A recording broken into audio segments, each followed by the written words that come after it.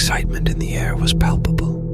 The Campbell family had just bought a beautiful 1920s home with all the charm and character they had ever dreamed of.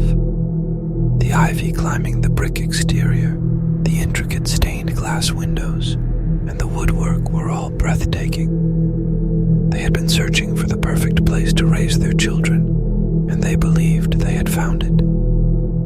For the first few nights, everything seemed perfect. The family enjoyed cozy dinners in the dining room and watched movies by the fireplace. But soon, the ambience of their dream home began to shift. Late at night, the silence would be pierced by what sounded like footsteps echoing through the hallways with no discernible source. One evening, as the clock struck midnight, Claire and David, the parents, were startled awake by a sound. They realized they hadn't checked on their 7-year-old son Lucas before heading to bed. They rushed to his room, only to find his bed empty.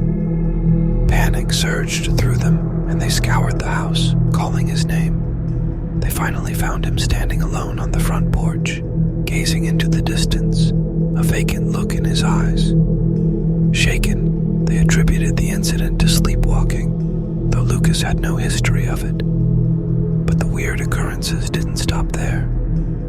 A few days later, Claire invited a fellow mom, Jenny, and her child over for a play date. They settled the kids in the playroom and sat down in the kitchen with a pot of coffee. They laughed, chatted, and felt the morning sun give way to afternoon warmth. But suddenly, the room darkened, and when they glanced at the clock, it read 8 p.m. 8 hours had passed in what felt like minutes. Neither woman could recall what had transpired during those hours. Worse still, the realization hit them that they hadn't even fed or checked on their children during that time. Tears of guilt and fear filled their eyes. A week later, a harrowing cry echoed through the house. It was Claire. Their youngest, a 1-year-old named Emily, was nowhere to be found. Room after room they searched, finally finding her nestled in the linens closet, her tiny fingers clutching a century-old blanket. But the most terrifying night came a few days later.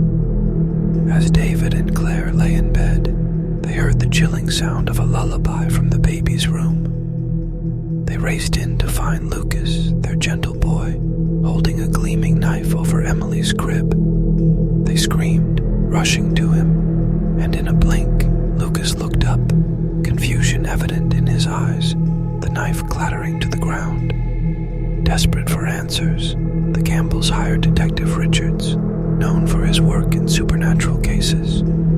He began his investigation, reviewing every nook and corner of the home. It wasn't spirits or ghosts that Richards found, but rather a silent, insidious killer.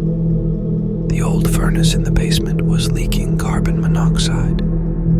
Due to the house's age and lack of proper inspections, this deadly gas had been seeping into their living spaces, causing hallucinations, memory lapses, and altered behaviors. Relieved that the problem was identifiable, the Campbells immediately took measures to fix the leak and started staying in a hotel while repairs were made.